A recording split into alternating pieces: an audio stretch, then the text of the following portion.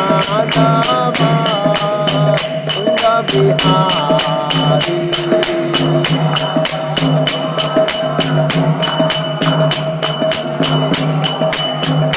जय राधा माधव कुंज बिहारी।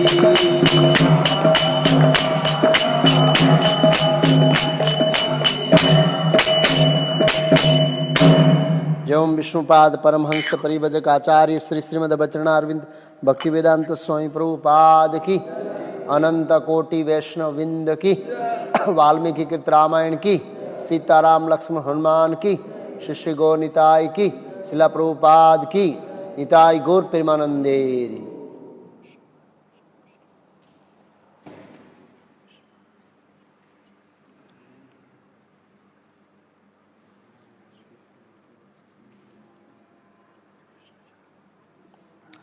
ओम नमो भगवते वासुदेवाय। ओम नमो भगवते वासुदेवाय। ओम नमो भगवते वासुदेवाय। ओम अज्ञानतिमिरान्धस्य ज्ञानञ्जनशलाकया चक्षुरुन्मीलितं येन तस्मै श्री गुरुवे नमः। नमो ओम विष्णुपादाय कृष्ण पृष्ठाय भूतले श्रीमते भक्ति वेदांत स्वामी इति नामिने। नमस्ते सारस्वती देवे गौरवाणी प्रचारिणे निर्विशेष शून्यवादी पाश्चात्य देशताणी श्री कृष्ण चैतन्य प्रभु नित्यानंद श्री अद्वैत गदाधर शिवास आदि गौर भक्त विंद। हरे कृष्णा कृष्णा कृष्णा हरे हरे, हरे राम राम राम हरे हरे, हरे कृष्णा। तो हम यहाँ पर पद्धति सर वाल्मीकि कृत रामायण पे चर्चा कर रहे हैं। कल हमने हनुमान जी, वाली और सुग्रीव के जन्म का इतिहास, हनुमान जी के बालपन की कुछ लीलाएं इत्यादि चर्चा किया। फिर चर्चा किया कि कैसे माता सीता को लक्ष्मण जी छोड़कर आए गंगा के तट पर, और एक कर्म के सिद्धांत के बारे में चर्चा किया हमने कल। प्रभु राम की सभा में एक कुत्ता कंप्लेन लेकर आया और प्रभु राम ने कर्म के सिद्धांत के रहस्य में सिद्धांत को बताया। तो वो सिद्धांत ये है कि वो लीडर था पिछले जन्म में जो कुत्ता, और उसके लीडरशिप में कुछ मिस्टेक हो गई, इसलिए उसको कुत्ते का शरीर लेना पड़ा। तो जब हम लीडर बनते हैं तो हमारे अधिकारों के प्रति हम हक करते हैं कि ये मेरा अधिकार है, मुझे रिस्पेक्ट मिलना चाहिए, मुझे राजभोग मिलना चाहिए, मुझे ये मिलना चाहिए, मुझे वो मिलना चाहिए। जब लीडर होते हैं तो हम अधिकार पर हक करते हैं कि हाँ हमारा ये अधिकार है क्योंकि हम लीडर हैं। लेकिन उस अधिकार के साथ साथ कर्तव्य आते हैं। जब हम उस कर्तव्य को अदा नहीं करते हैं और खाली अधिकार के ऊपर हक करते हैं तो फिर दूसरे जन्म में कुत्ता बनना पड़ेगा। ये वो स्टोरी का सारांश था कर्म के सिद्धांत के अंदर। वो पिछले जन्म में वो मंदिर के मठ का अध्यक्ष था। एक सु प्रॉब्लम से प्रूव गई, हरी बोल प्रॉब्लम से गई है सोमा यूट्यूब में के पहला में અને હવે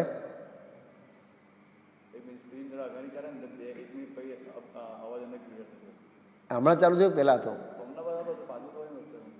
અચ્છા તો આવશે કદાચ એમ। વોઇસ ઇઝ નોટ ક્લિયર બધા લોકોનો મેસેજ છે। શું લખ્યું છે અહીં કશું લખ્યું તો છે મેસેજ થયો બંધ ઓકે હા બરોબર છે। અહીંથી મારીથી મિસ્ટેક થઈ ગયો ત્યાં।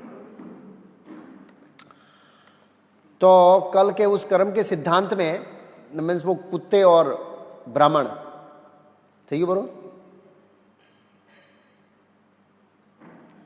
कुत्ते और ब्राह्मण के उस सिद्धांत में मतलब जो लीडर होता है वो अपने लीडर अधिकारों के प्रति हक रखता है लेकिन कर्तव्य अदा नहीं करता है तो उसको बहुत भारी रिएक्शन आता है। तो लीडर बहुत सारी फील्ड के अंदर लीडर होता है। एक राजनीति की लीडर होता है, तो वो अधिकारों का तो भोग करता है कि मुझे सम्मान मिलना चाहिए, ये मिलना चाहिए, वो मिलना चाहिए। लेकिन एक राजा का कर्तव्य होता है, अगर वो नहीं निभाता है तो उसको कुत्ता बनना पड़ेगा। कर्म का सिद्धांत भगवान राम ने प्रैक्टिकली बताया उसके माध्यम से। गुरु है तो वो अपना हक मांगता है, उसके बदले में शिष्यों का प्रति कर्तव्य। माता पिता दावा करते हम तुम्हारे बाप हैं, बच्चे हैं, ये अधिकार है, ये अधिकार है, तो उसका कर्तव्य भी बच्चों के प्रति है। वो अदा नहीं करता तो रिएक्शन आता है। तो कहने का मतलब किसी भी फील्ड में, किसी भी क्षेत्र में लीडर होता है और वो अपने अधिकारों को जमाना चाहता है, हक भोगना चाहता है, लेकिन अगर वो कर्तव्य अदा नहीं करता है तो उसको भारी रिएक्शन आएगा। और भगवान राम ने राजा के रूप में आने वाले फ्यूचर के सभी राजाओं को इनडायरेक्टली बता दिया कि अगर आप सही से राज्य नहीं करेंगे तो करोड़ों जन्म तक कुत्ते बनेंगे। कितने जन्म तक कुत्ते बनेंगे? तो हम आज के आधुनिक नेताओं के बारे में क्या कह सकते हैं? वो तो कितनी बार कुत्ता बनेंगे, क्योंकि वो प्रजा के प्रति शास्त्र के अनुसार वो अपना कर्तव्य अदा नहीं करते हैं। शास्त्र के अनुसार नहीं कर रहे वो राज्य। आज के विश्व के जो नेता है उनकी स्थिति क्या होगी? वो कितना जन्म कुत्ता बनेंगे? उनसे तो एक भूल हो गई, और वो भी आप सोचिए त्रेता युग में कुत्ता बनना, तो अब तो कलयुग में कितना गिरा हुआ वातावरण है, तो कितना वो पाप उसको भुगतना पड़ेगा। ये कर्म का सिद्धांत भगवान ने अब इस लीला के माध्यम से प्रजा को, राजा को, सभी क्षेत्र के लीडरों को समझाया। गुरु हो, माता पिता हो, शिक्षक हो, राजा हो, कोई भी हो, उनके माध्यम से भगवान राम ने ये बोध दिया, वो कुत्ते और ब्राह्मण की कथा के माध्यम से एक्चुअली ऐसे। तो वो प्रसंग पूरा हो गया। और उसके बाद आगे आज हम चर्चा करेंगे कि उस सभा में एक दिन कुछ समय के बाद च्वन्य मुनि आए। च्वन्य मुनि, च्वन्य प्रासनी च्वन्य मुनि आए और प्रभु राम ने उनका स्वागत किया। और उसके बाद पूछा कैसे आना हुआ। तो वो तो रहते थे वृंदावन में, च्वन्य मुनि उस समय वृंदावन में रहते थे, मथुरा के। और आप जो भी इच्छा लेके आए, मैं आपको प्रॉमिस करता हूं कि आपकी इच्छा की मैं पूर्ति करूंगा, आप हृदय खोलकर मुझे बताइए। तो उन्होंने बताया कि एक मधु नाम का राक्षस था, उसने तपस्या करके शिवजी से एक बर्छी प्राप्त की। बर्छी का दूसरा नाम क्या है प्रभु? एक्चुअली ये बर्छी का नाम भी मैंने वो, इसका हिंदी में दूसरा कोई नाम है बर्छी का? दूसरा नाम बर्छी है नहीं, उसको तो बोलते हैं परसू, परछू है, पता नहीं है वो करेंगे बर्छी। तो लोग कई बार पूछते ये बर्छी क्या है क्योंकि हिंदी में ज्यादा इसका यूज नहीं होता है शब्द का बर्छी। वो रामायण में कई जगह पर आया बर्छी, लक्ष्मण को मारा तो बर्छी ऐसे। कुल्हाड़ी को तो परसू कहते हैं, उसको बर्छी कहते हैं शुद्ध भाषा में मेरे ख्याल से, जो भी है इसमें देख सकते हैं वो बर्छी। तो हाँ, वो मधु राक्षस दैत्य मधु ने तपस्या किया और शिवजी ने प्रसन्न होकर उसको एक बर्छी दिया कि जिसको भी मारेगा उसको जिंदा नहीं छोड़ेगा, वो मार देगा। एक जिसके ऊपर प्रहार होगा वो बचेगा नहीं, ये शिवजी का प्रॉमिस था। और मधु ने रिक्वेस्ट किया शिवजी से कि मेरी पीढ़ियों के पीढ़ियों तक ये हस्तांतरित होती रहे बर्छी, मतलब मैं मर जाऊं तो मेरे बेटे को मिल जाए, उसके बेटे को, उसके बेटे को। शिवजी से बोले बेटा बड़ा उस्ताद आदमी है तपस्या एक करेगा और पीढ़ियों तक बर्छी मिलती रहे, ऐसे सोच रहा है। शिवजी का ये संभव नहीं है, कम से कम तुम्हारे पुत्र तक मैं हस्तांतर कर सकता हूँ, मैं उसको हैंड ओवर कर सकता हूँ, उसके बाद उसका कोई वो बर्छी मेरे पास आ जाएगी, लेकिन वो शत्रु पर आक्रमण करेगा, मर जाएगा। और अब वो मधु दैत्य ने क्या किया, अपने पुत्र लवणासुर को वो बर्छी दे दी है। और वो बड़ा एकदम घमंडी होकर घूम रहा है और ऋषि मुनियों को परेशान कर रहा है, शांति से भजन ही नहीं करने दे रहा है हमको। तो आपने रावण जैसे बहुत बड़े असुरों का वध किया प्रभु, ये भी एक असुर है, उसका भी वध कीजिए। तो भगवान राम ने आश्वासन दिया कि निसंदेह आपकी आज्ञा का पालन होगा और आपको इससे छुटकारा मिलेगा। फिर प्रभु राम ने तीनों भाइयों के सामने देखा, क्या करूं, आपकी क्या राय है, मैं स्वयं जाऊं या आप लोगों की इच्छा है इसकी वध करने की? तो भरत ने इच्छा व्यक्त किया कि प्रभु ये काम मैं करना चाहता हूँ। तो शत्रुघ्न ने कहा नहीं प्रभु, भरत को ये काम मत दो, क्योंकि ऑलरेडी भरत ने आपके वीर में कितना सारा कष्ट भोगा है। मैं आपसे दूर गया नहीं हूँ, मैंने कुछ पराक्रम किए नहीं है, कुछ हमको भी सेवा दो। प्रभु जी एक बार पूछ रहे कि भरत, शत्रुघ्न का कोई ज़्यादा रोल नहीं है, तो अब शत्रुघ्न का रोल आया है। एक दिन पूछा था प्रभु ने, शत्रुघ्न पराक्रम बताएगा, वो तो बिल्कुल हम्बल थे, भरत के पीछे खड़े रहते थे, आगे भी नहीं आते थे, इतने वो नम्र थे, शक्तिशाली थे। विष्णु तत्व है शत्रुघ्न भी, भागवतम के अनुसार, प्रभुपाद जी की सिद्धांत के अनुसार चारों भाई विष्णु तत्व है, सेम शक्ति, लेकिन प्रभु राम की आज्ञा के अनुसार अपनी शक्तियों को व्यक्त करते हैं ये चारों भाई। तो शत्रुघ्न ने बोला प्रभु ये काम आप मुझे देंगे तो बहुत अच्छा रहेगा, मैं ये काम करूंगा, क्योंकि भरत में आपके वीर में बहुत तपस्या किया है ऑलरेडी इतनी, ऐसे मैं कहीं बाहर नहीं गया हूँ ऐसे। तो प्रभु राम ने कहा निसंदेह मैं तेरे को मथुरा का राजा घोषित करता हूँ और राज्याभिषेक की व्यवस्था करता हूँ। उसको मारने से पहले भगवान ने उसको राजा घोषित कर दिया, क्योंकि प्रभु राम को पता है वो तो मरने वाला है, और यहाँ से राजा बनाकर भेजा है कि तू ही मथुरा का राजा है। ऐसा करके यहाँ प्लानिंग किया। फिर प्रभु राम ने बताया कि ये असुर को कैसे मारना है। भगवान ने कहा जब तक उसके हाथ में पर्ची होती है और शिव जी का वरदान है, तो हम उस वरदान को तो नेगलेक्ट नहीं करते हैं। इसलिए वो दिन में एक बार बिना पर्ची के शिकार करने जाता है जंगल में खाने के लिए पशुओं को, तब वो बिना पर्ची के जाता है, वो धनुष से शिकार करता है, पर्ची घर में रख के जाता है एक घंटे के लिए खाली। और 1 घंटे के अंदर तेरे को सब व्यवस्था करनी है।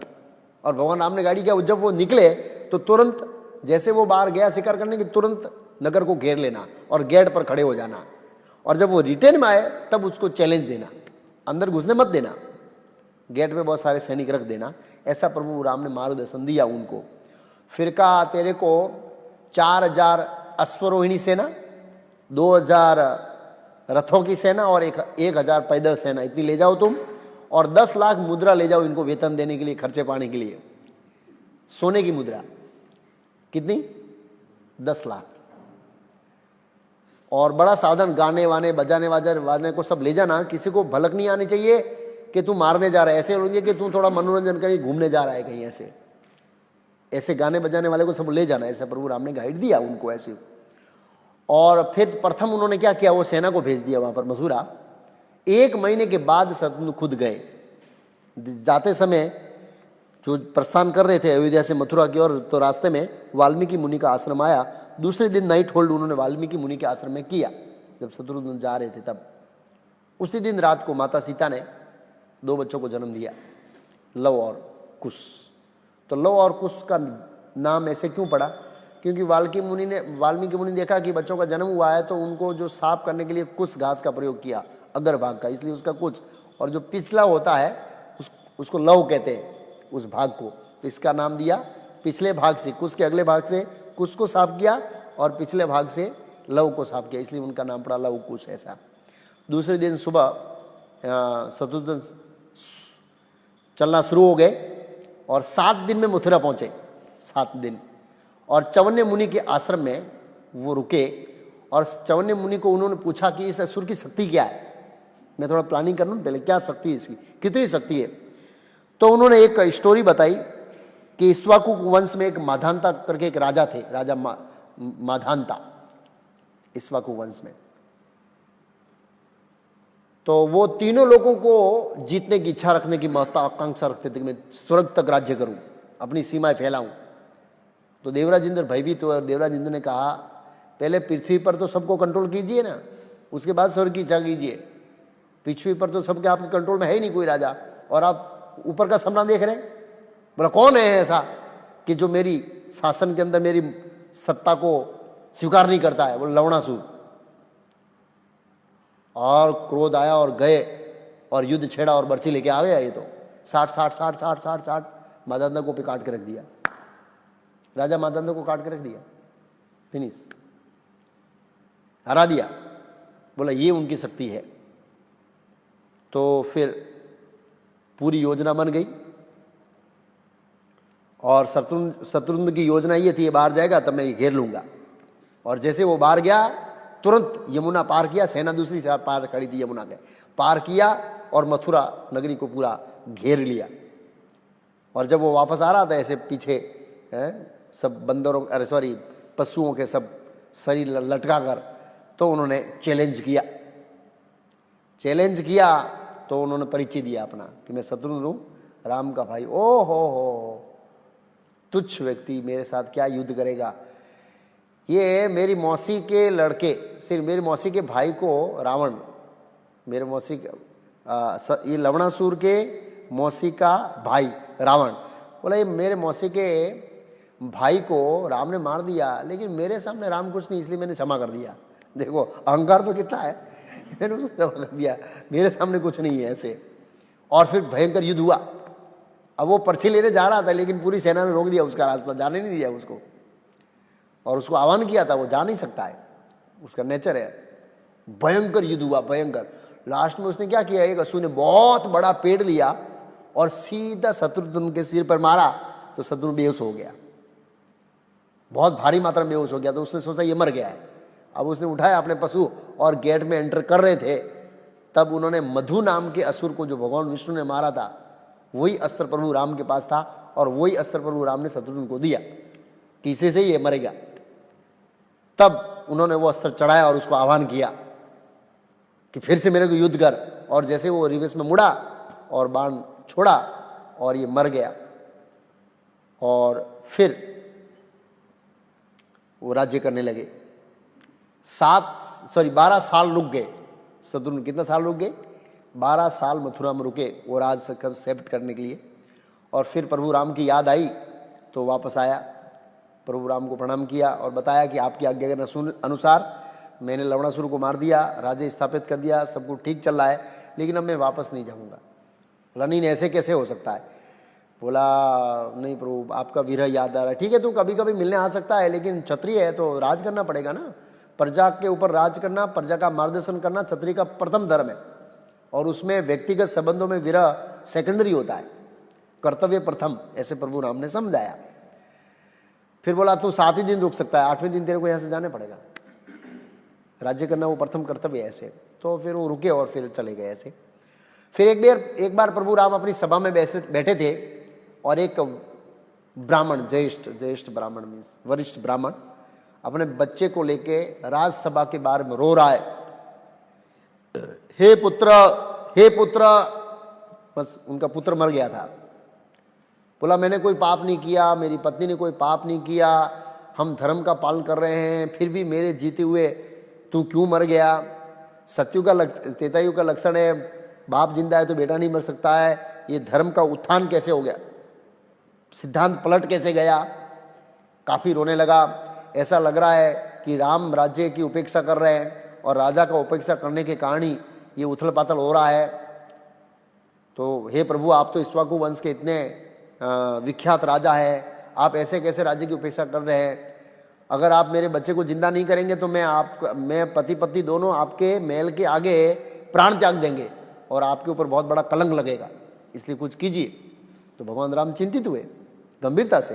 भगवान राम बता रहे, भगवान नहीं कहता ये सब मेरा कोई दोष नहीं है, सब कर्म का सिद्धांत दे जा यहाँ से। आज के नेता को आप ऐसे बोल सकते हैं? नहीं बोल सकते, तो सीधा जेल में डाल देंगे। कोई कमेंट नहीं कर सकते। लेकिन भगवान राम ने एक आदर्श राजा होने के नाते आगे आने वाले राजाओं को बताया कि प्रजा की ऐसी समस्या तो सुनना चाहिए, उसका समाधान करना चाहिए। तुरंत प्रभु राम ने संदेशा भेजा, मार्कंडे, बड़े बड़े गौतम, नारद जी, बहुत बड़े विद्वानों को बुलाया और विद्वानों के साथ मीटिंग किया कि क्या आपका इसमें राय क्या है? बोला हाँ, हो सकता है, हमारी गलती कहीं हो भी सकती है। तो नारद जी ने फिर बताया, नारद जी ने कहा मुझे ऐसा लग रहा है कि कोई आपके राज्य में शूद्र तपस्या कर रहा है। उन्होंने बताया सतयुग और त्रेता में जो ब्राह्मण और क्षत्रिय दोनों लोग ब्राह्मण की कक्षा में ही रहते थे, ऑलमोस्ट उनके उसके गुण थे, वो क्वालिटियां थी ऑलमोस्ट ब्राह्मण के मिलती जुलती थी दोनों की, इसलिए दोनों को तपस्या करने का अलाउ था। फिर दापर युग के अंदर धर्म का थोड़ा खास होता है, इसलिए वैश्य को भी तपस्या करने का अधिकार उसमें दिया है। सतयुग और त्रेता में वैश्य तपस्या नहीं कर सकता है, 2 ही लोग तपस्या कर सकते हैं, ब्राह्मण और क्षत्रिय। लेकिन वैश्य दापर में कर सकता है, और कलयुग के अंदर शुद्र तपस्या कर सकता है। अभी त्रेता युग चल रहा है, शुद्ध तपस्या कर रहा है, धर्म का उल्लंघन हो रहा है आपके राज्य में, इसलिए आप उनको ढूंढिए और उसका वध कीजिए। ये इससे समस्या का समाधान होगा।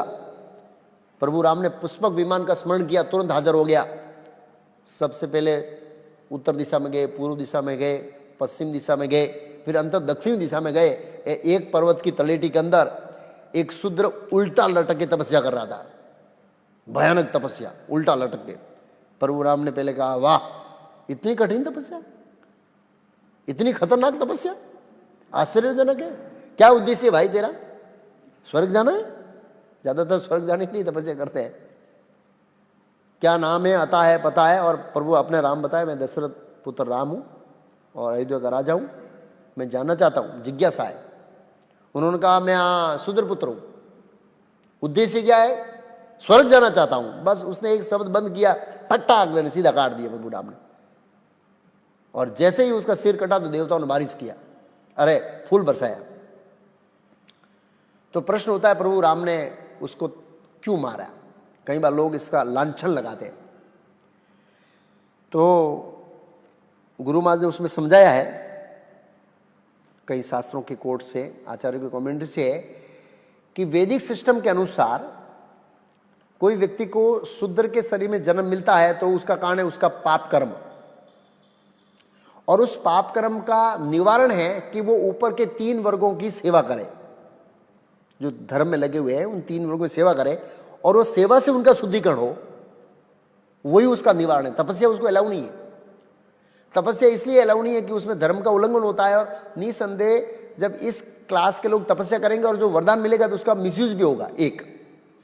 और उसका प्रायश्चित शास्त्र में बनाया है, शूद्र के घर में जन्म लेने का जो कारण है वो पाप कर्म, और वो पाप कर्म की मुक्ति का मार्ग है कि उसको 3 वर्णों की सेवा करके ही शुद्धि होना है। वो धीरे धीरे ग्रेजुअली शुद्ध होगा। लेकिन कोई इस शास्त्र के बताए हुए मार्ग का उल्लंघन करता है और सीधा तप करके शॉर्टकट ढूंढता है तो वो अधर्म फैलता है, वो मना किया है। और ये क्या कर रहा था, देवराज इंद्र ने बताया कि प्रभु ये तो धर्म का उल्लंघन करके स्वर्ग में आना चाहता था। तो हम भी घबराए हुए थे कि ये त्रेता युग में जो शूद्र है वो हमारे स्वर्ग में आए तो क्या करेगा, हल्ला करेगा ना वहां पर जाके। मतलब कहने का मतलब था कि धर्म का उल्लंघन करके स्वर्ग में आएगा तो क्या होगा हमारा। तो आपने अच्छा किया, प्रभु काट दिया। प्रभु राम ने कहा कि अगर आप मेरे पे प्रसन्न है, ये कार्य से खुश है, तो बच्चे को जिंदा कर दीजिए। देवराज इंद्र ने कहा कि जैसे ही ये सिर कटा और बच्चा जिंदा हो गया, अपने माँ बाप के साथ चला गया वापस। तो इतना कर्म का सिद्धांत सूक्ष्म रूप से काम करता है, वैदिक संस्कृति का गाइडलाइन। आज के न तो नेता को पता है ये सब नियम, और न ही प्रजा को पता है। किसी को कुछ भी पता नहीं है। सब लोग अपनी इंद्रियों को संतुष्ट करने के लिए अपनी अपनी ओर से सब काम चला रहे, लेकिन कर्म का रिएक्शन बहुत सूक्ष्म है। इसलिए भगवान ने कहा, गहना कर्मणो गति, कर्म की गति बहुत सूक्ष्म सिद्धांत है। उसके बाद फिर इस कथा के बाद प्रभु राम को राजसूय यज्ञ करने की इच्छा हुई कि मुझे राजसूय यज्ञ करना है। तो राजसूय यज्ञ में क्या करना होता है, पूरे पृथ्वी पर जितने भी राजा है उनको उनके अधीन करना होता है, परास्त करना होता है, उनसे युद्ध करना होता है और जीतना होता है। तो भरत ने कहा, प्रभु पूरे भूमंडल पर सभी प्रजा आपको पिता के समान मानती है, आपके प्रति आदर प्रेम है, और आप राजसूय यज्ञ का अनाउंस करेंगे तो उनके हृदय में भय उत्पन्न हो जाएगा, और बिना काम के कष्ट देने की मुझे नहीं लगता है कि जरूरत है। ऑलरेडी आपको स्वामी गुरु में मान रही है, आप राजसूय किए यज्ञ जैसे ही आपका आदर सम्मान। प्रभु राम ने सोचा बात तो सही है। फिर लक्ष्मण ने कहा, एक काम करो प्रभु, अश्वमेध यज्ञ करो उसकी जगह। ठीक है, वो स्वीकार कर लिया प्रस्ताव। योजना बन गई। बोला, जाओ सभी मंत्रियों, ऋषियों, मुनियों और सुग्रीव, हनुमान, विभीषण जो प्रिय सेवकों हैं उनको सबको बुलाओ। तो सबको बुलाने के बाद सेवा डिस्ट्रीब्यूट हो गई। विभीषण को सेवा दिया था ऋषियों का स्वागत करने का, सुग्रीव को सेवा दिया था बंदर आदि जो भी ये सब आते हैं उनको सेवा करने का, अलग अलग सेवा दिया। और यज्ञ नैमिषारण्य में शुरू हुआ, अयोध्या से नजीक पड़ता है नैमिषारण्य। और यज्ञ काल में प्रचुर दान और प्रचुर प्रसाद वितरण चालू था, ऐसा बताया। 1 साल तक चला यज्ञ, क्योंकि घोड़ा छोड़ने से चालू होता है यज्ञ। जिस दिन शुरू होता है उस दिन घोड़ा छोड़ते हैं। पूरी पृथ्वी पर घूमकर घोड़ा वापस आते 1 साल लगता है एवरेज, उसको 1 साल वापस लाना होता है। और वो लास्ट दिन घोड़ा आ गया, वो लास्ट दिन सेक्रीफाइस होता है, ऐसा यज्ञ का नियम है। वाल्मीकि रामायण का लक्ष्मण के अंतर्गत घोड़ा छोड़ा। पद्म पुराण में बताया, दूसरी 1-2 जगह बताया कि शत्रुघ्न लेके गया था घोड़ा, और लक्ष्मण प्रभु राम की सेवा में व्यक्तिगत था। ऐसे अलग अलग जगह अलग अलग घटना है। तो इस प्रकार इधर यज्ञ चल रहा था और उधर ये घोड़ा घूमते घूमते घूमते घूमते, बहुत लंबी कथा है पद्म पुराण में। तो लास्ट में आया वाल्मीकि के आश्रम पर, उस जंगल में लव और कुश दोनों खेल रहे थे, और घोड़े के ऊपर लिखा था सोने की प्लेट में, एक सोने की प्लेट लटकाई थी घोड़े के नीचे, कि जो अपने आप को सच्चा क्षत्रिय समझता है, या तो घोड़े को पकड़कर हमारे साथ युद्ध करे, या फिर हमको कुछ गिफ्ट दे और हमारा आधिपत्य स्वीकार करे। लो और कुछ तो बच्चे थे, बोला इसको चैलेंज ले लेते भाई। हाँ बोला ले ले चैलेंज ऐसे बोले ये चैलेंज लेना है, बोला ले लेंगे। पकड़ लिया घोड़ा, बांध दिया और खेलने लगे। तो उसका सेनापति नाम भूल गया, वो घोड़े का सेना का सेनापति, उसका नाम भूल गया। वो आए, भाई बच्चों लोग क्या करें, घोड़ा दे दे। बोला ऐसे नहीं देंगे, ना तो हम टैक्स देंगे और नहीं घोड़े को देंगे, कुछ भी नहीं देंगे। तो बोला युद्ध करो। बोला हाँ युद्ध करते हैं, वो करेंगे। तुरंत फट फट फट फट हरा दिया उनको, मूर्छित कर दिया, गिरा दिया। शस्त्र विद्या में क्या प्रवीण लिखा है। फिर उसके बाद दूसरे सेना आए, उसको भी गिरा दिया। फिर तीसरे सेना, फिर शत्रुघ्न को पता लगा कि इतना भयंकर युद्ध है, 2 बच्चे दोनों ने लड़ा, भयंकर युद्ध किया। शत्रुघ्न आए, उनको भी मूर्छित कर दिया, शत्रुघ्न को भी मूर्छित कर दिया। फिर सुग्रीव हनुमान आए, उनको भी मूर्छित कर दिया। और फिर दोनों क्या किया, उनको रस्सी से बांध दिया दोनों को। बोला चलो आश्रम में ले चलते हैं, बच्चे लोग खेलेंगे इनके साथ, बड़ा मजा आएगा इनके साथ। अच्छा करके बहुत डिटेल में वर्णन है, मैंने शॉर्टकट बताया ऐसे। ले गए और माता सीता को बोला माता आज हम गए थे, और एक माता सीता ने बताया नहीं राम का घोड़ा है, कि ये घोड़ा था, उसमें चैलेंज लिखी थी, हम भाइयों की इच्छा हो गई, हम चैलेंज दे दे। चैलेंज दिया, एक शत्रुघ्न नाम का व्यक्ति, उसको ऐसा कर दिया। पुष्कल, पुष्कल मीन्स ये भरत का लड़का पुष्कल, उसको भी मूर्छित कर दिया। पूरी सेना मूर्छित कर दिया हमने। और ये 2 बंदर मिले तो हम थोड़ा खेलने के लिए आए, आश्रम में थोड़ा आनंद आएगा इनके साथ। और जैसे माता सीता ने देखा ये तो हनुमान जी सुग्रीव है, बोला बेटा इनको छोड़ दो, ये बहुत महान बंदर है, महान व्यक्ति के सेवक है, ये राम के सेवक है। और माता सीता ने राम को प्रार्थना किया, प्रभु मेरे प्रति आपकी निष्ठा भक्ति रही है तो शत्रुघ्न इत्यादि को जो बेहोशी हुई है मेरे पुत्रों के दिव्यास्त्रों से, उनको मुक्त कर दीजिए। तो तुरंत सेना तैयार हो गई और बच्चों को बोला बेटो इसको, इन बंदरों को वहाँ छोड़ के आ जाओ। तो छोड़ के आ गए वापस, और फिर वहाँ से ये सब गए अयोध्या। तो सुमंत्र मंत्री साथ में था। प्रभु राम ने पूछा कि यहाँ से जाकर अयोध्या आने तक की घटना बताओ, कौन कौन से राजा ने हमारे साथ युद्ध किया, किसने स्वीकार किया, नहीं किया, दान दिया, बताओ। तो सुमंत्र ने बताया पूरी घटना। फिर बताया कि लास्ट में किसी ने भी घोड़ा पकड़ा नहीं, लेकिन अंतिम में घोड़ा पकड़ा। और वो पकड़े तो 2 बालक देखने में आपके जैसे लग रहे थे। और शस्त्र विद्या तो भूमंडल पर ऐसे कोई है नहीं, उम्र में बहुत छोटे है। पहले इसको गिराया, फिर इसको पुष्कल को गिराया, फिर शत्रुघ्न गिराया, फिर सुग्रीव, इन सबको बंदर को सबको बंदी बना के ले गए। और फिर मालूम नहीं क्या हुआ, अचानक सब जिंदे हो गए। उनको तो पता नहीं कि माता सीता की प्रार्थना से वो लोग मूर्छा से जागे ऐसे। अब राम को लाइट हो गया, संशय हो गया प्रभु राम को कि निसंदेह ये दोनों मेरे पुत्र हैं, इसमें कोई संशय नहीं। क्योंकि वाल्मीकि आश्रम के आसपास तो ऐसा कौन सामर्थ्यशाली हो सकता है जो मेरी सेना को परास्त करे और शत्रुघ्न को परास्त करे, ऐसा कोई हो ही नहीं सकता ऐसे। और फिर ये घटना पता लगी तो अपने बहुत विशेष दूतों को भेजा, जाकर वाल्मीकि आश्रम में पता लगा ये सही बात है। तो उन्होंने बताया कि हाँ ये तो पुत्र तो सीता के वहाँ। तो फिर दूत भेजा वाल्मीकि का स्तर पर, और माता सीता को बुलाया कि आप आई जाइए और इस यज्ञ के बीच में अपनी पवित्रता को सिद्ध कीजिए पब्लिक के सामने, और मैं आपको पत्नी रूप में स्वीकार करूंगा। माता सीता ने मना कर दिया, मैं नहीं आऊंगी। लेकिन फिर प्रभु राम ने वाल्मीकि जी को भेजा, अरे संदेश भेजा कि आप आइए और मैं माता सीता को फिर से स्वीकारने के लिए तैयार हूँ। वो अपनी पवित्रता सिद्ध कर दे। तो वाल्मीकि किसी कारण से लेकर आए। माता सीता पीछे चले जी, वाल्मीकि आगे जा रहे थे, लव कुश भी साथ में थे ऐसे। और फिर वाल्मीकि मुनि ने पब्लिक के सामने, बहुत बड़े राजा, ऋषि, देवर्षि, सब देवता आए थे कि माता सीता का फिर से परीक्षा हो रही है परीक्षा के बाद परीक्षा ऐसे। तो वाल्मीकि मुनि ने कहा, हे प्रभु राम, मैं जिंदगी के अंदर असत्य वचन नहीं बोला है, इसलिए मैं सत्य बोलने जा रहा हूं। आध्यात्मिक दिव्य दृष्टि से मैं साक्ष्य दे रहा हूं कि माता सीता पूर्ण रूप से निर्दोष है और पूर्ण पवित्र है। अगर मेरे इस वचन में कुछ त्रुटि है तो मैंने जितना भी जीवन में तपस्या किया है वो तपस्या का फल चला जाए। ऐसे करके बहुत लंबा अलग अलग दृष्टिकोण से उन्होंने बोला। निसंदेह उस समय वाल्मीकि ऋषि के तो बहुत बड़े सम्मान था वो तो फिर प्रभु राम ने कहा, हे प्रजाओं, ध्यान से सुनिए, मैं वाल्मीकि मुनि के मत से सहमत हूं और मुझे भी पता है कि सीता परम पवित्र है, लेकिन मैंने लोक निंदा के कारण उनका त्याग किया था। और अगर वो अभी फिर से अपनी पवित्रता सिद्ध कर दे तो मैं पत्नी के रूप में स्वीकार करने के तैयार हूं।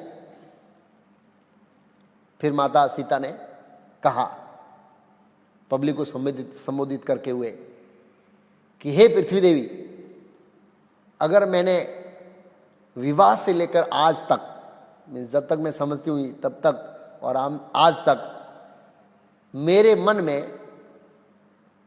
राम बसे हैं और मेरी पूरी निष्ठा राम के प्रति रही है, तो मुझे पृथ्वी शरण दे दे। अगर मैंने राम के सिवाय किसी पुरुष का मन में सपने में भी विचार किया तो तू मुझे जगह मत देना, आश्रय मत देना। जैसे ही ऐसे बोला तो पृथ्वी फटी और एक दिव्य सिंहासनों के साथ भूदेवी, मतलब पृथ्वी देवी प्रकट हुई। वो सिंहासन के नीचे सब शेष नाग थे, उसको उठा रहे थे। और माता सीता को बुलाया, आलिंगन किया और बिठाया, पाताल में चले गए तो फिर देवता ने फूल बरसाया। माता सीता ने कहा था कि अगर मैंने एक सेकंड के लिए भी प्रभु राम का त्याग नहीं किया तो आप मेरे को शरण दे देना। सिद्ध हो गए, तो पवित्र थे। और भूदेवी ने वो सिंहासन को उतार लिया। प्रभु राम विचलित हो गए। ब्रह्मा जी वहां पर थे, उन्होंने समझाया, प्रभु आप तो विष्णु हैं, लक्ष्मी देवी है, नागलोकों में गई है, थोड़े समय में वैकुंठ पहुंच जाएगी, आप चिंता मत कीजिए। ऐसा बोला। हाँ, वो नागलोक में गई है, अपने सखियों के साथ रहेंगे थोड़े समय और फिर वहां से वो जाएगी। ऐसे काफी समझाया लंबा। और उन्होंने कहा, प्रभु आपको उत्तरकांड सुनना बाकी है, आपके पुत्रों से उत्तरकांड सुन लीजिए, क्योंकि उत्तरकांड अभी तक सुनाया नहीं था उन्होंने, युद्धकांड तक ही पूरा किया था। तो बोलो उत्तरकांड आपका एक बाकी है, वो सुन लीजिए। और फिर वो अपने पुत्रों से उत्तरकांड सुनते हैं वहीं पर, उसी सभा के अंदर वो कथा चलती है। और ऐसे कई सालों तक बराबर शास्त्रों के अनुसार प्रभु राम राज्य करते थे। फिर माता कौशल्या ने देह त्याग किया, फिर सुमित्रा ने थोड़े समय के बाद, फिर माता कैकेयी ने, ऐसे एक एक करके माताओं ने भी भगवान के धाम अयोध्या को प्राप्त किया। फिर कैकेयी राजा एक दिन उन्होंने आग्रह किया कि गंधर्व राज्य, एक गंधर्व राज्य तक्षशिला, अब आधुनिक तक्षशिला कौन सी है, लेकिन उस समय तक्षशिला के साइड में, तो भरत के दो पुत्र थे, तक्ष और पुष्कल। तो उन्होंने वो पुष्कल को पुष्कलावती नाम का राज्य दिया। अब अभी इस समय में कौन सा कहाँ होगा। और तक्ष को तक्षशिला दिया। चाणक्य पंडित के समय में वो तक्षशिला का काफी वर्णन आता है कहीं पर ऐसे। और अपने दो बच्चों को सेट करने के बाद भरत 5 साल के बाद वापस आया। उसके बाद कुरुपथ के क्षेत्र में लक्ष्मण के दो पुत्रों को, अंगद और चंद्रकेतु, दोनों को वहां का राजा बनाया। और वो 1 साल के बाद बच्चों को सेट करके वापस आ गए। अब प्रभु राम अपनी लीला को समाप्त करने के लिए प्लानिंग कर रहे हैं, पूरी योजना उनकी चल रही है। और ऐसे राज्य कर रहे थे। और एक दिन काल आया, योगी के रूप में, ब्राह्मण के रूप में समथिंग, बोला प्रभु राम से मिलना है गुप्त बात करने के लिए। तो लक्ष्मण ने जाने की आज्ञा दिया। प्रभु ने पूछा कैसे आना हुआ, क्या सेवा कर सकता हूं। तो उन्होंने बोला कि हमारा डिस्कशन बहुत सीक्रेट होने वाला है, गुप्त वार्ता। हाँ, बोला कोई बात नहीं है। हनुमान जी को कहा, लक्ष्मण को कहा, आप लोग बाहर जाइए इत्यादि। और उन्होंने कहा कि हमारे बीच की वार्ता को कोई सुन लेगा तो उसके साथ आपका संबंध काटना पड़ेगा। प्रभुपाद कोई बात नहीं, स्वीकार है। और स्वीकार कर लिया तो उन्होंने कहा मैं ब्रह्मा जी का मैसेज लेके आया हूँ। ब्रह्मा जी ने कहा है प्रभु आप विष्णु हैं, असुरों का राक्षसों का उद्धार करने के लिए आपने अवतार लिया है, अभी आपका समय पूरा हो गया है, 11,000 साल तक राज्य पूरा हो गया, अभी आप वापस आ सकते हैं। अगर आपको राज करना भी इच्छा है तो ब्रह्मलोक में आ जाइए, राज कीजिए, हम आपकी सेवा करेंगे। स्वर्गलोक में आ जाइए, आप अभी आ सकते हैं, काम हमारी ओर से तो काम पूरा हो गया है। और सेम वर्ण ने भगवान कृष्ण जब यहां से गोलोक जाने वाले थे, सभी देवताएं, वहां भी ब्रह्मा जी ने कहा था प्रभु आपका समय पूरा हो गया, आप जा सकते हैं। ऐसे भगवान देवताओं की इच्छा से आते हैं और देवताओं की इच्छा से जाते भी है। भगवान चाहते हैं कि मेरे को बोले कि हाँ अब जाओ तो जाऊं। ऐसे तो ऐसा डिस्कशन चल रहा था भगवान के, हाँ मेरा काम पूरा हो गया, मैं ब्रह्मा जी को आप संदेश दे दीजिए, बहुत जल्दी मैं वापस अयोध्या जाने वाला हूँ, आप चिंता मत कीजिए, मुझे भी यहाँ रहने की बहुत ज़्यादा इच्छा नहीं है। ऐसे इस बीच में दुर्वासा मुनि आए, लक्ष्मण गेट पर खड़ा था, उसको बोला कोई अंदर नहीं आना चाहिए, राम से मिलना है। दुर्वासा मुनि का है नहीं मिल सकते हैं, प्रभु का एक पर्सनल मीटिंग चल रहा है, बहुत गुह्य बातें चल रही है। ऐसा कहा अब तो ये क्रोध का चारों भाइयों को पूरे इक्ष्वाकु वंश को मार दूंगा, क्या समझते अपने आप को, पता नहीं मेरे को भूख लगी है। ले तेरे को इसी टाइम भूख लगी और कोई भूख लगने का समय नहीं ऐसे करके तो बहुत क्रोधी थे। लक्ष्मण ने सोचा कि इतने सबको बचाने के लिए मैं अपना बलिदान दे सकता हूं, ये श्राप देगा तो सबको देगा, पूरे इक्ष्वाकु वंश को, लेकिन इसके बीच में वार्ता का भंग करूंगा नियम तो मुझे राज्य से निष्कासन करेंगे तो वो अच्छा है, इतना नुकसान से ये नुकसान अच्छा है। और लक्ष्मण जी गए और समाचार दिया दुर्वासा मुनि बहुत इमरजेंसी मिलना चाहते हैं, तो काल उठ के वहां से समाप्त चल गया। प्रभु राम ने दुर्वासा मुनि का स्वागत किया, कैसे आना हुआ? मुनि बोला भूख लगी है बहुत, 1000 साल के बाद तपस्या करके आया हूँ, उपवास आपके वहां खोलूंगा, ऐसे लग रहा है। फिर तो उपवास खोलेगा, लेकिन ये तुमने बहुत बड़ा अनर्थ कर दिया भाई। निसंदेह ये भी भगवान की योजना है, भगवान इसके माध्यम से ऐसे जाना चाहते हैं, ये उनकी लीला है ऐसे। और उनको भोजन कराया, भोजन कराने में दुर्वासा मुनि गए और प्रभु राम अपने वचन के कारण भयभीत हो गए। उन्होंने वचन दिया था कि हाँ जो हमारे बीच के वार्ता में भंग करेगा उसको मैं संबंध तोड़ दूंगा, निष्कास कर दूंगा। मंत्रियों को बुलाया, सब मंत्रियों से सलाह लिया क्या करना चाहिए। वशिष्ठ मुनि ने बहुत सोचने के बाद, ध्यान करने के बाद, प्रभु आपको सत्य का नियम का पालन करना चाहिए, आपने वचन दिया है, आपने इतना सारा वचन निभाया, इतने सारे वचन निभा के इतना सारा राज्य किया, और लास्ट मोमेंट में आप एक वचन तोड़ेंगे तो आपके ऊपर कितना कलंक लगेगा, आपको पालन करना चाहिए। और फिर उन्होंने अनाउंस किया कि आज से मैं लक्ष्मण को मेरे राज्य से निष्कासित करता हूँ। सभी मंत्रियों ने सराहना किया कि आपका जो ये निर्णय है वो साधुवाद देने के लिए योग्य है, कठिन निर्णय था लेकिन लिया। लेकिन भगवान तो अब अपनी लीलाओं को विदाई कर रहे हैं, तो अपने पार्षदों को इस तरह भेज रहे हैं एक पहले दशरथ महाराज चले गए, फिर माताएं चली गई, और फिर लक्ष्मण जाएंगे, फिर खुद जाएंगे, ऐसे करके तो किया। लक्ष्मण जी सरयू नदी में प्रवेश किया और सीधा वैकुंठ लोक में चले गए, अयोध्या में चले गए अपने धाम। अब कुछ समय के बाद भरत को सिंहासन देने का प्रस्ताव रखा कि तू सिंहासन ले ले, मैं वन में जाना चाहता हूँ, मेरा समय पूरा हो गया। भरत ने अस्वीकार किया, प्रभु मैं आपके बिना नहीं रहना चाहता हूँ, मैं भी वन में आ जाऊंगा। तो वो भी मन, शत्रुघ्न बोला मैं भी वन में आऊंगा आपके साथ में। तो लव और कुश को राज्य दे दिया, कौशल का उत्तर भाग लव को दिया, कुश को दिया, और दक्षिण भाग कौशल राज्य का लव को दे दिया। और ऐसा लिखा है कि लव और कुश ने 30,000 साल तक राज्य किया, 30,000 साल तक प्रभु राम के जाने के बाद। और कलयुग में शायद उनकी 11 पीढ़ी, कलयुग के स्टार्टिंग तक सूर्यवंश की 11 पीढ़ी थी समथिंग। लास्ट में एक राजा को कोई पुत्र नहीं हुआ, इसलिए वहां से वो ये इक्ष्वाकु वंश रुक गया ऐसे। और प्रभु राम ने जब निर्णय लिया कि मैं वन में जा रहा हूं, तो उसमें लिखा है 60% लोग प्रभु राम के पीछे चल दिए। अयोध्या के कितने प्रतिशत? 7। और जब राम चल रहे थे तो लोगों ने देख लिया उनकी स्टाइल से पीछे मुड़ के नहीं देख रहे हैं और बिल्कुल अनासक्त है, समझ गए कि प्रभु अभी राम प्रयाण करने के लिए पूरी रूप से तैयार है, सब समझ गए प्रभु जा रहे। तो ऐसे क्या ना, बोले इंजन जाए लंगरियों नाखो तो आपको भी खींचा ही जाए हारो। इंजन चल रहा है, उसके पीछे लंगर डाल दो, हमारा भी खींच जाएगा। बोला प्रभु जा रहे हैं, वैसे तो कोई गरुड़ जी आएंगे नहीं हमको लेने के लिए, लेकिन प्रभु को लेने आएंगे तो प्रभु थोड़े हमको एक बोला तू पड़ा रहे मैं जाऊँगा, ऐसे थोड़ी करेंगे, हमको ही साथ में ले जाएंगे। तो लोगों ने सोचा मौका बहुत अच्छा है, और ये सब भगवान के नित्य पार्षद भक्त इत्यादि थे। और प्रभु राम चल दिए तो 60% उनके पीछे जा रहे हैं। और लोगों ने देखा, रामायण वर्णन है कि भगवान की शक्तियां हैं वो व्यक्ति रूप में प्रकट हो गई। भूदेवी, श्रीदेवी, गायत्री इत्यादि जो शास्त्रों में लिखा है, चारों ओर से भगवान की शक्तियां चल रही और लोगों ने प्रत्यक्ष देखा प्रभु के साथ चल रही वो शक्तियां व्यक्त रूप में। और प्रभु राम के पीछे भरत, भरत के पीछे शत्रुघ्न, शत्रुघ्न के पीछे ब्राह्मण, ब्राह्मण के पीछे क्षत्रिय, क्षत्रिय के पीछे वैश्य, और ऐसे कर्म के अनुसार पूरी लाइन थी। वो भी सिस्टम का पालन कर रहे थे, मर्यादा का, पद और कर्म के अनुसार सिस्टम थी और पूरे जा रहे थे। राम अपनी मस्ती में अपने हिसाब से, कोई पीछे देख नहीं क्या हो रहा है, जिसको आना है तो स्वागत, नहीं आना है तो अभी स्वागत। और चले और सरयू नदी के तट पर गए और रुके प्रभु। सभी देवता आए देखने के लिए कि प्रभु राम कैसे प्रयाण करेंगे।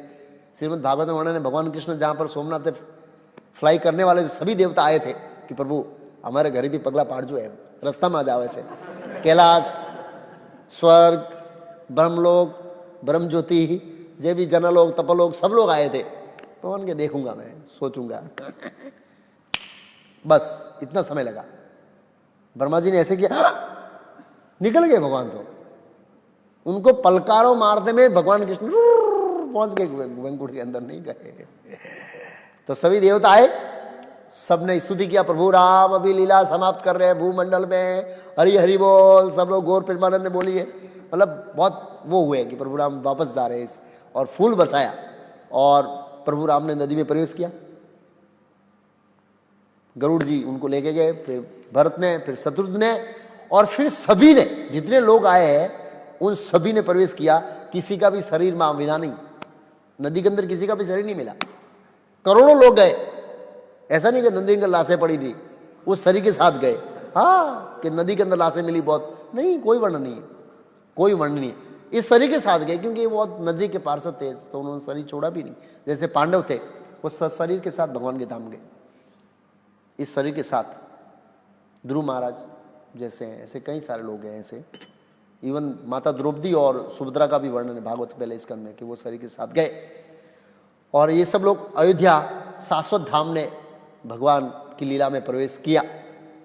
तो ये रामायण की कथा यहाँ पर पूर्ण होती है। भगवान राम की दिव्य कथा, प्रभुपाद जी ने भगवान राम के बारे में लिखा है कि उन्होंने अपनी भौतिक जगत में लीला करके अलग अलग व्यक्तियों को अलग अलग संदेश दिया। ब्राह्मणों को अलग अलग संदेश दिया, क्षत्रियों को संदेश दिया, पति को संदेश दिया, पत्नी को संदेश दिया, एक पिता को संदेश दिया, एक पुत्र को संदेश, कई सारे आचरण करके भगवान राम ने आदर्श स्थापित किए। ब्रह्मचारियों को संदेश दिया, हाँ प्रभुपाद लिख रहे हैं उसमें कि शादी मत करो। और भगवान राम ने बताया कि गृहस्थ आश्रम में कितनी झंझट है। भगवान राम ऐसे ही दुखी नहीं हुए, जानबूझकर उनको कोई इंटरेस्ट नहीं आ रहा था कि मैं ऐसे दुखी हूं।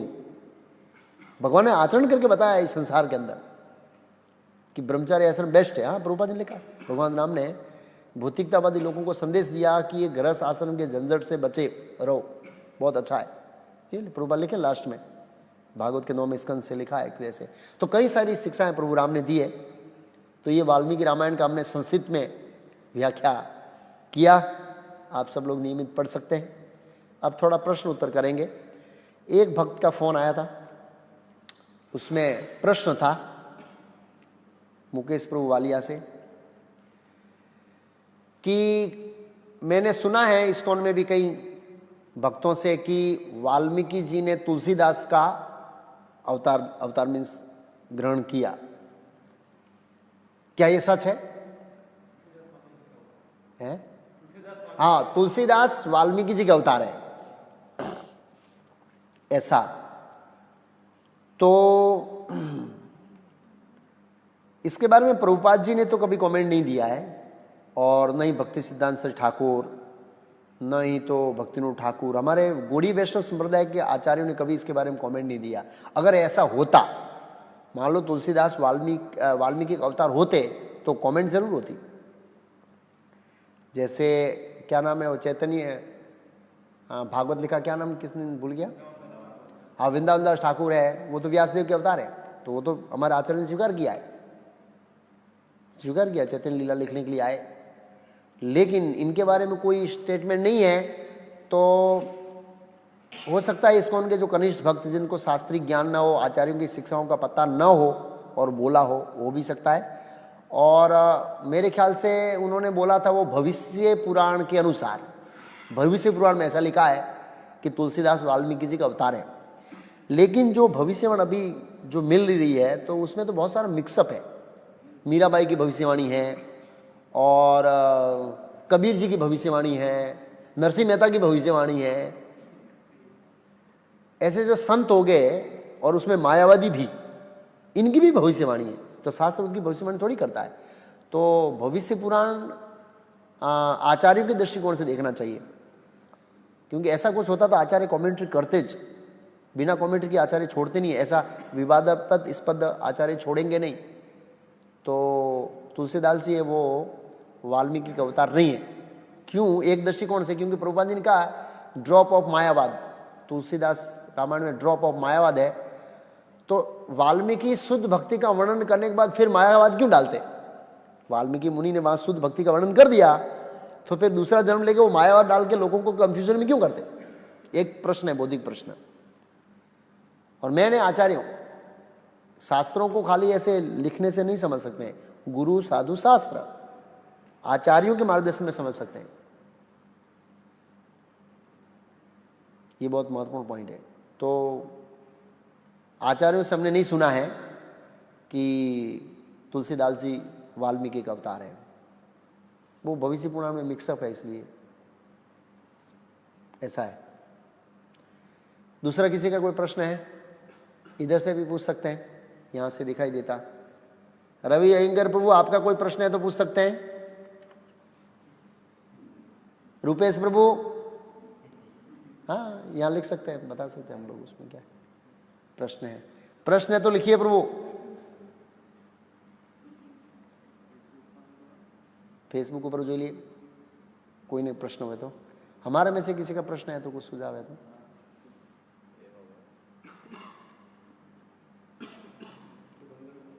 है प्रभु मुरलीधर प्रभु कोई प्रश्न? 4 मिनट ले लेते हैं। है? हाँ प्रश्न प्रभु। हाँ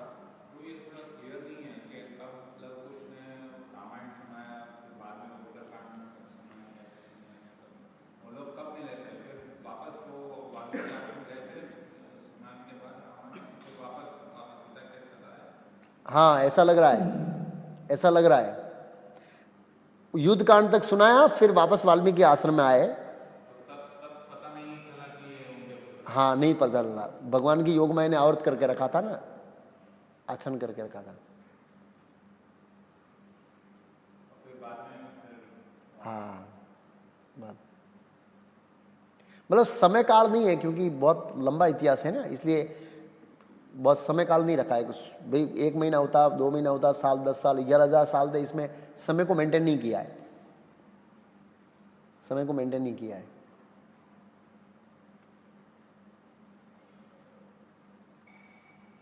किसी का कोई प्रश्न नहीं है? है? आया प्रश्न कोई?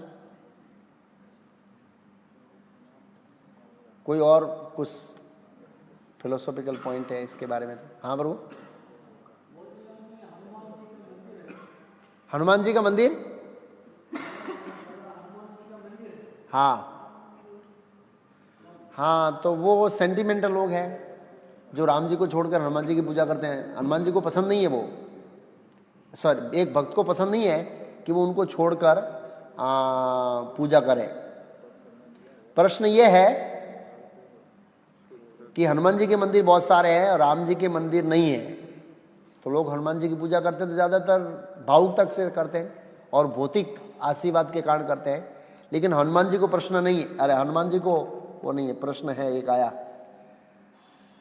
कुछ ऐसा नया उल्लेख चालू करो જેથી कोरोना लॉकडाउन बढ़ रहा है वहाँ तक शांति से समझ सकें। मतलब हाँ तो ठीक है, अच्छा कुछ ये चालू रखो लेक्चर कि कोरोना वो लॉकडाउन बढ़ रहा है, ये ऐसा प्रश्न है।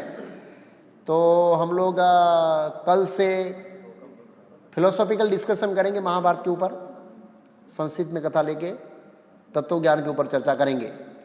एक ग्रस्त ने रामायणમાંથી શું शिक्षा लेवी જોઈએ? नहीं, बहुत अच्छा प्रश्न है।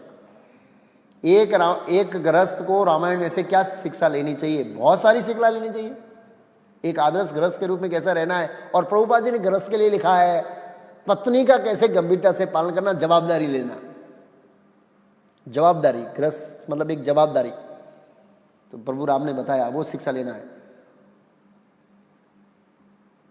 हम उसको कैसे भाई, कुछ या तो प्योर गुजराती लिखिए या प्योर हिंदी लिखिए।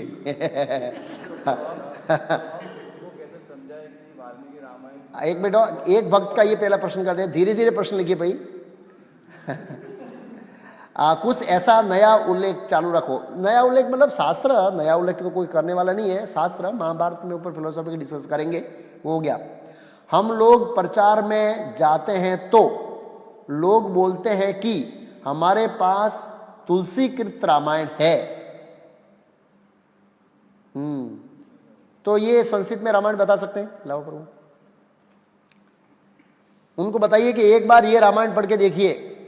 मैंने स्वयं ने कई बार ये रामायण पढ़ी, अद्भुत रामायण है। और तुलसीदास रामायण को भी आप भूल जाएंगे, इतनी मधुर रामायण है। और उनको बताना चाहिए कि ओरिजिनल रामायण तो वाल्मीकि रामायण है, और उसके बाद बहुत सारे अलग अलग वर्जन आए। तो पहले हम ओरिजिनल पढ़ेंगे तो अच्छा रहेगा। और वैष्णव आचार्यों ने इसका अनुमोदन किया।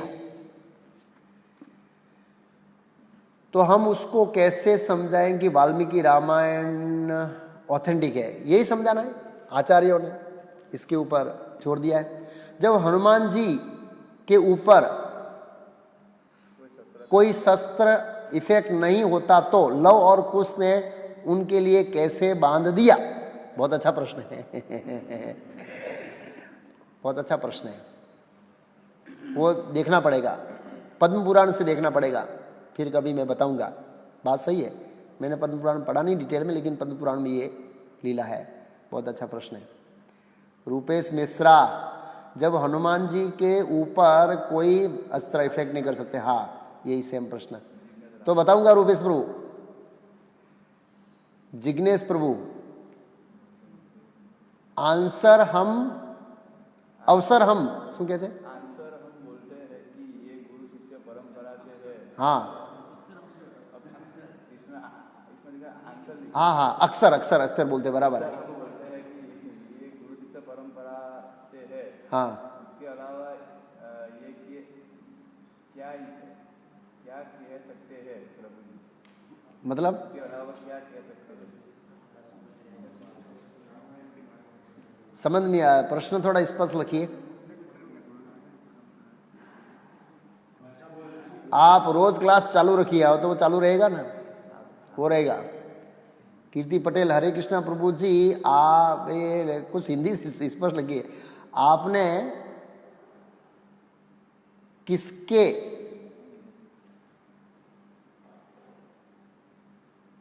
आपने इसके 3 पुत्र और सुपर्णखा के 4 को बताया, तो खरदूषण रावण के सगे भाई नहीं थे क्या? क्या था प्रश्न? भाई मतलब सगे भाई नहीं थे ऐसे, वो माल्यवान के पुत्र थे ना। माल्यवान जो असुर उनके साथ रहते थे, उनके सब साथ टीम थी ऐसे। क्या नल और नील 2 भाइयों ने राम सेतु बनाया था? नल और नील, तो नल तो था लेकिन नील भी साथ में था, लेकिन मेन नल का वर्णन है, नील का इतना वर्णन नहीं है। फेसबुक में से, हाँ। एक मिनट, शांतिलाल राठौड़, प्रभु जी मेरा ये क्वेश्चन है कि अगर भगवान ने असुरों को तप करने दिया तो शूद्र को क्यों नहीं? हाँ, बहुत अच्छा प्रश्न है। बहुत अच्छा प्रश्न है। तो समझना चाहिए कि वैसे हमारी दृष्टिकोण से वो असुर है, लेकिन असुर योनि थोड़ी उन्नत है हमारे करते ही, क्योंकि वो स्वर्गलोक में जा सकते हैं, मनुष्य स्वर्गलोक में नहीं जा सकता। सटल बॉडी होती है असुरों की। क्या इसका उत्तर है भाई मुरलीधर बाबू? तो वो सुधर भी जबरदस्ती करते हैं ना, है? लेकिन वो तो बाद में मारा, इतना हल्ला मचाने के बाद। लेकिन है नहीं, भगवान राम के राज्य में बहुत सारे असुरों ने तपस्या किया होगा ना। अभी यहां वर्णन नहीं है, क्योंकि हिस्ट्री में तो हाँ। तो प्रभु इसका जवाब यह है कि भगवान असुरों को भी मारते थे अगर वो तपस्या करते थे तो। लेकिन असुर जरूर नहीं है भूमंडल पर तपस्या करे प्रभु, ये तो नीचे भी कर सकते हैं और ऊपर के लोगों में जाके कर सकते हैं ना। भूमंडल, हाँ भूमंडल पे, स्पेशली पृथ्वीलोक पर, हाँ जहां तक भगवान का राज्य था तहां तक। यस, अगर कहाँ था, हाँ शांतिलाल राठौड़, हाँ एक मिनट। हरे कृष्णा प्रभु जी, हनुमान जी अभी भी इस संसार में है क्या? हाँ, वो तो रामायण में लिखा है, जब तक पृथ्वी रहेगी हनुमान जी रहेंगे। है भाई, है, हनुमान जी ने कहा है, भगवान राम ने कहा है, तो उसमें क्या प्रॉब्लम है? जब तक पृथ्वी रहेगी हनुमान जी रहेंगे, जब तक राम कथा रहेगी तो रहेंगे। विनोद जी गोयल, वो पढ़ने में बहुत तकलीफ होती, प्योर गुजराती प्योर हिंदी लिखी है। हरे कृष्णा प्रभु दंडवत प्रणाम, वो बाद में लिखिए, खाली प्रश्न लिखिए। विजयन प्रभु हरे कृष्णा, लेकिन कुछ प्रश्न है, कितने हनुमान, क्या लिखा? भगवान श्री राम एक केटलो के हनुमान, नहीं यार पढ़ नहीं सकते हैं। या तो प्योर इंग्लिश लिखिए या प्योर गुजराती, क्या है प्योर हिंदी, वर्ण संकर पर जाए। प्रभु जी, उस शूद्र की फिर क्या गति हुई? उस शूद्र की क्या गति हुई भाई? भगवान के राम से हाथ से मिला है तो सदगति तो होगी निसंदेह। मनुष्य शरीर मिल सकता है और फिर भक्ति करके आगे प्रगति कर सकता है, ऐसा भी हो सकता है। हरे कृष्णा, जब हनुमान जी को श्राप मिला जिसमें वह सभी शक्तियां भूल जाते हैं, उसके बाद वह सूर्य देव से शिक्षा प्राप्त करने गए तो वहां किस प्रकार उड़ गए? वो उड़ने की तो शक्ति थी उनके पास, ऐसा नहीं है, उड़ने की तो शक्ति थी, वो तो लिखा है रामायण में, उड़ने की शक्ति थी, है प्रभु?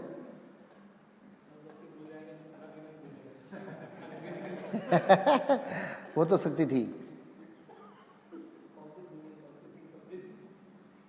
नहीं, अच्छा प्रश्न है, पॉइंट अच्छा है कि भाई सब श्राप दे दिया तो फिर सूर्यदेव के कैसे पास गए ऐसे? तो वो शक्ति थी उनके पास, ऐसा बताया राम। हाँ, इसमें कोई प्रश्न है पर फेसबुक में? शू भगवान राम ने असुरों को क्यों तप करने दिया? हाँ, वो देख आ गया। हरे कृष्ण धन्यवाद प्रभु जी, मेरा प्रश्न है कि 20 दिनों से आप रामायण कथा कर रहे हो। हाँ, लॉकडाउन में अगली कथा जल्दी से होगा। हाँ, वो तो हो जाएगी कल। हरे कृष्णा, भगवान श्री राम किसकी पूजा करते थे, ऐसा कुछ रामायण में है? हाँ, भगवान राम के पास रंगनाथ, श्रीरंगम रंगनाथ विष्णु का वो स्वरूप था। भगवान राम तो भगवान है, लेकिन दूसरे लोगों को आइडियल बताने के लिए कि भाई विष्णु की पूजा करना चाहिए, इसलिए वो श्रीरंगम रंगनाथ की पूजा कर रहे थे। I might have missed if you have already explained this, but could you tell why Lord Sri Ram killed Shudra when he was reading Shastra? लेकिन જ્યારે શાસ્ત્ર વાંચતા તો શૂદ્રને કેમ ભગવાન રામે મારી? नहीं, शास्त्र न था वाँचता, वो शास्त्र नहीं पढ़ रहे थे, शास्त्र नहीं पढ़ रहे थे, वो तपस्या कर रहा था। Anything in Ramayana regarding process of Hanumanji during Lord Rama leaving this material world? है? अच्छा, अनुपम जी का प्रश्न है, हरे कृष्णा, तुलसी कृत रामायण हमें क्यों नहीं पढ़नी चाहिए? क्योंकि हमारे आचार्यों ने रिकमेंड नहीं किया है, और प्रभुपाद जी ने कहा है कि उसमें ड्रॉप ऑफ मायावाद है, हम उसको भेद नहीं कर पाएंगे और गलत सिद्धांत लेंगे। जब हमारे पास वाल्मीकि रामायण ओरिजिनल है तो फिर हमको दूसरी नहीं पढ़नी चाहिए। आचार्यों का ये गाइडलाइन है, और वही लीला है ज़्यादातर, सेम ऑलमोस्ट, इसलिए नहीं पढ़नी चाहिए।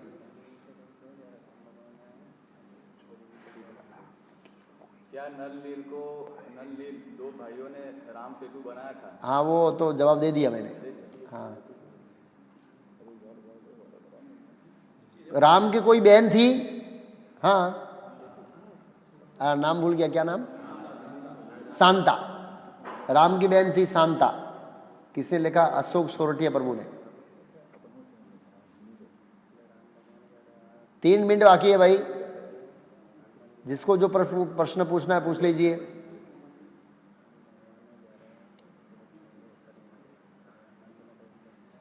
आपने 6 भाई।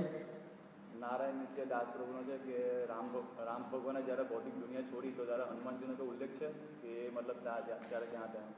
हाँ, नारायण प्रभु का प्रश्न है कि जब भगवान राम ने ये भौतिक जगत छोड़ा तो हनुमान जी कहाँ थे?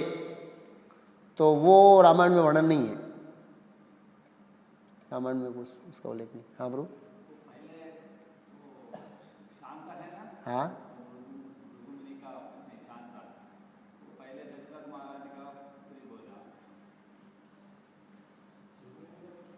भृगुपुरापति की पत्नी थोड़ी है।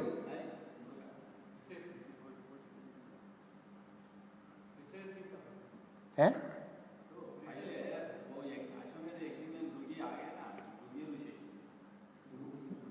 भृगु ऋषि यज्ञ में नहीं आए ना।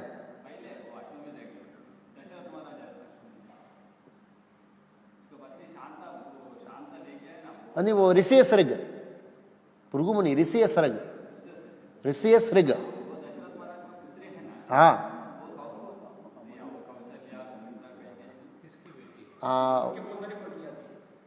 हाँ, और भी पत्नियां होगी, मीन्स वो उल्लेख नहीं है यहाँ पर। उनका कहना ज्यादा पत्नियां थी, 3 नहीं थी, क्योंकि ये रामायण के और कुछ वर्जन ऑथेंटिक और भी है जिसमें वर्णन हो सकता है ऐसे। हाँ, कौन ब्राह्मण? ऋषि श्रृंग। हाँ, ब्राह्मण कर सकता है, ब्राह्मण क्षत्रिय स्त्री से कैसे विवाह कर सकता है?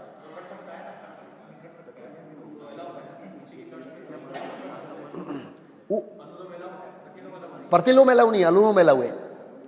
अच्छा, यहाँ पर गुजराती में हरे कृष्ण प्रभु जी, भगवान श्री राम हनुमान जी ने साचा भक्त कया છે તો તમે ખોટા ભક્ત વિશે કનિષ્ઠ શબ્દ વાપર્યો તો તેની પર પ્રકાશ નાખજો। मतलब कनिष्ठ मीन्स कनिष्ठ भक्त राम के, हम सब कनिष्ठ है ना, हम थोड़े साचे भक्त हैं, कनिष्ठ है हम लोग।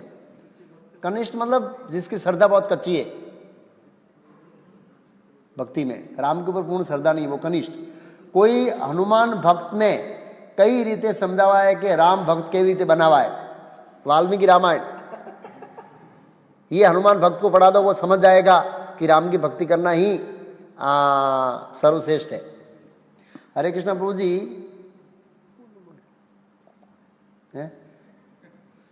W7 लोग, 7 लोग कौन कौन थे अमर से?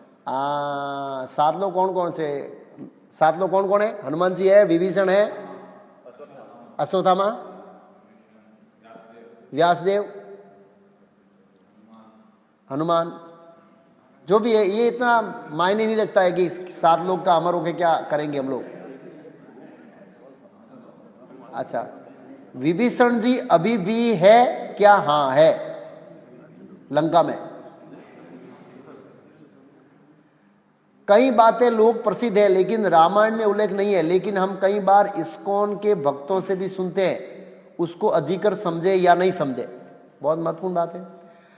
अगर मतलब ये वाल्मीकि रामायण की सिवाय भी आचार्यों ने कमेंट्री की है और कुछ वर्जन ऑथेंटिक है, जैसे श्री संप्रदाय में कौन सी रामायण, कंब रामायण, लेकिन वो वैष्णव आचार्यों के द्वारा प्रमाणित होनी चाहिए, वो थोड़ा ध्यान रखना पड़ेगा।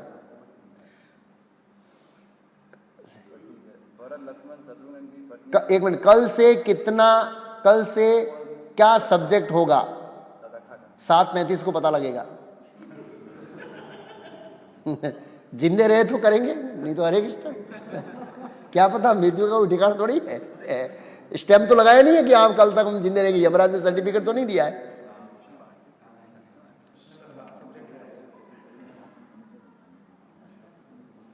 भाई प्रश्न है, कुछ वैल्यूबल प्रश्न कीजिए।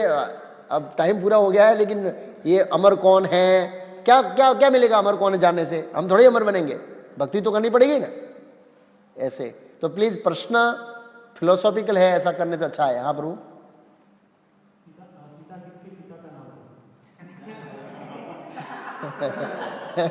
सीता किसी के पिता का नाम था?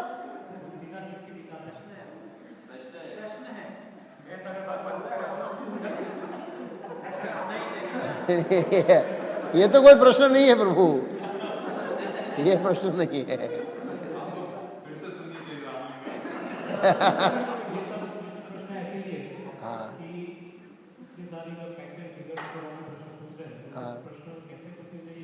हाँ, वो तो मैंने बताया ना कि ऐसे प्रश्न पूछने का कोई मतलब नहीं है। कुछ फिलोसॉफिकल डाउट है और कुछ तत्व ज्ञान जानने को मिलता है, ऐसे प्रश्न पूछना चाहिए, नहीं तो कोई प्रश्न के काम के नहीं है। कौन अमर है, क्या है, इससे क्या फायदा होगा हमको? ठीक है कि इंफॉर्मेशन के लिए बात अलग है, लेकिन ये प्रश्न का विषय नहीं है। ऐसे हरे कृष्णा, सीताराम लक्ष्मण हनुमान की, वाल्मीकि कृत रामायण की, निताय गौर प्रेमानंदे।